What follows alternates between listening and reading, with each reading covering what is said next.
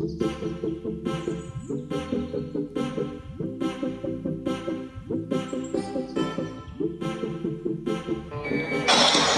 Sadhguru.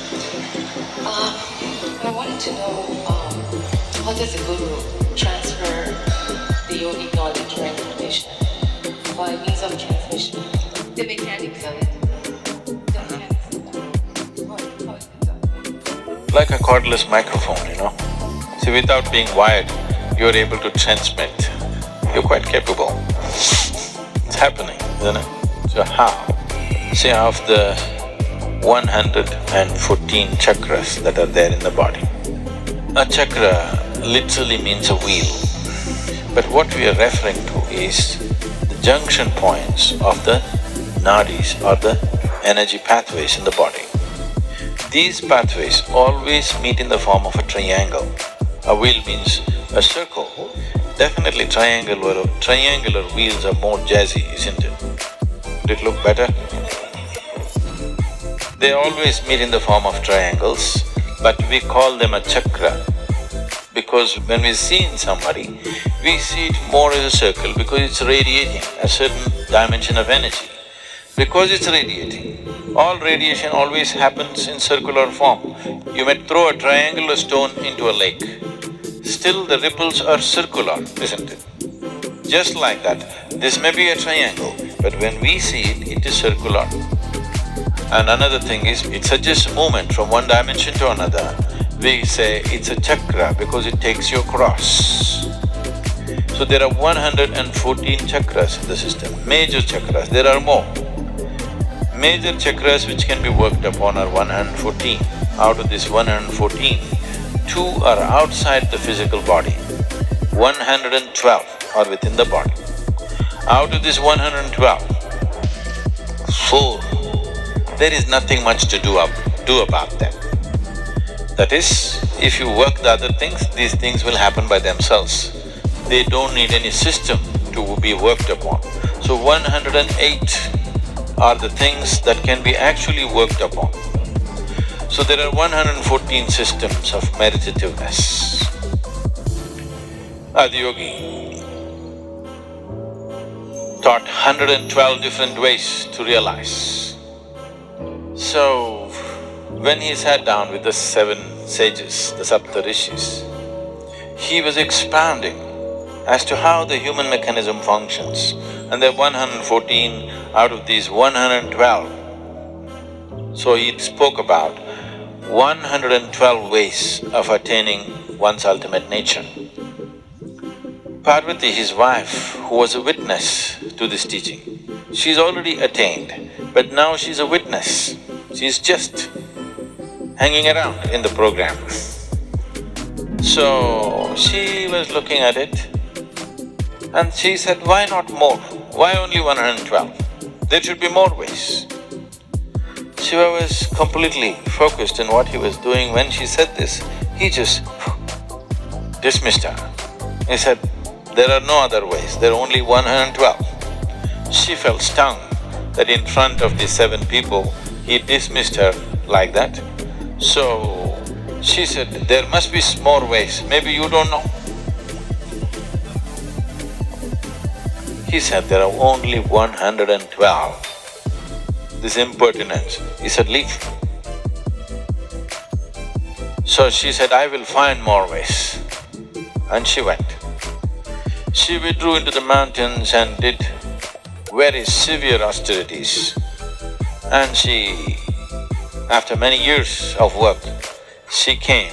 Shiva was still expounding various dimensions of yoga. She came, being his wife, she could, after such a long absence, she could come and sit next to him. But she came and sat down 1 step below to indicate that she has failed. So that's a language between the 2 of them. She doesn't want the 7 people to know that she failed, but she wants him to know that she has failed. So she came and sat 1 step below. So this story continues into various other aspects as to how she involved herself, and she's being used as somebody who brings doubt. He's going with such absolute power, these 7 people are overawed. So she is brought in as an uncommitted observer who comes up with doubts here and there.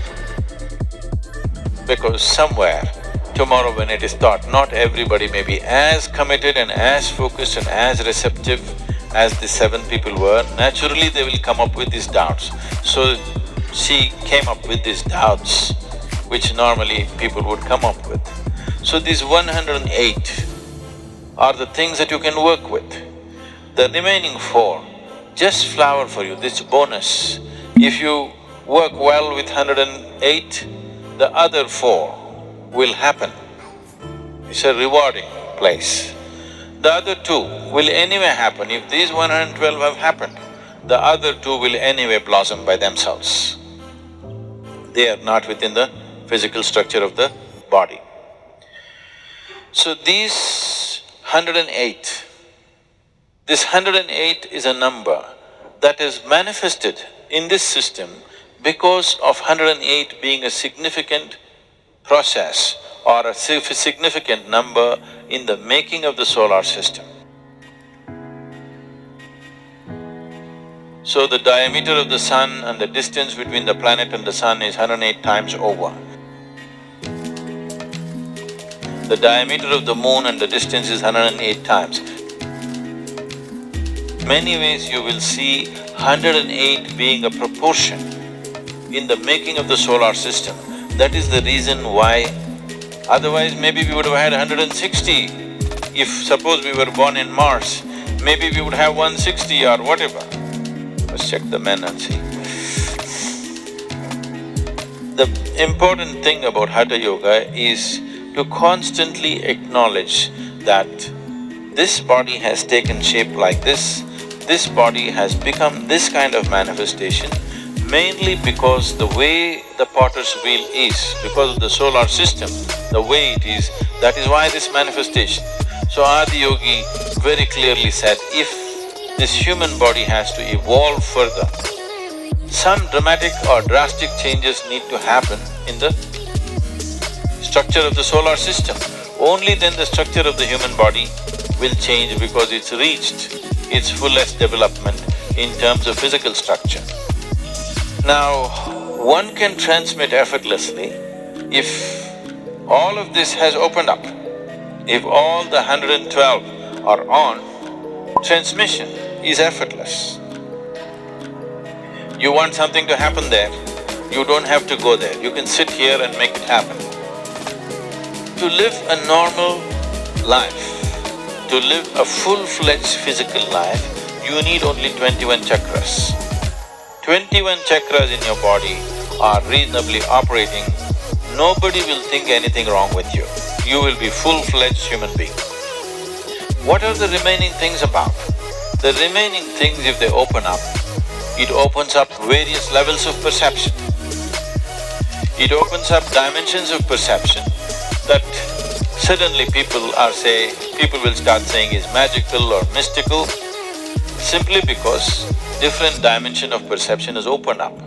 So, only 21 are needed to live a full-fledged life. The remaining are only about higher dimensions of perception, that you are no more human. In other people's understanding at least, you were very much human, this is human system. Because most human beings do not, the majority does not flower. See, right now, the coconut trees in Tamil Nadu, I think our trees are yielding some 90 nuts per year, per tree. A better managed farm in Tamil Nadu would yield 120, 125. The same coconut tree in Kerala yields 45 nuts to 50 nuts. The same coconut tree in Karnataka and West Bengal yields 240 to 250 nuts. It's the farming which is different. Tamil farmers, they're trying to grow coconut trees in black cotton soil, thinking it's the most fertile soil. Black cotton soil is very fertile for paddy cultivation, cotton and other things, not good for coconut. Coconut needs to be grown where it is slightly, little bit of rubble in the soil.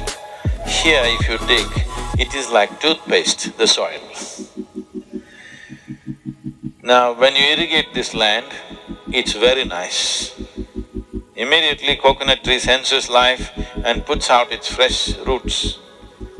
When it dries, the contraction is so big in the black cotton soil, you will see it all cracked up like this. So it will squeeze all the roots, all the tips of the roots will be crushed and it cannot grow. Every time it puts out, when it dries it gets hurt. Every time it puts out, when it dries it gets hurt. It needs little bit of rocky soil. You can try this. You put one little small piece of stone inside, 2 feet inside the earth, water it. After 15 days you open, everything else will be dry. Just beneath the rock, there will be little bit of dampness. So always coconut tree goes and puts its tips of its roots beneath the stones because it knows always it is wet. Always that will be damp and it will be protected, it will not be crushed. The same thing with a human being.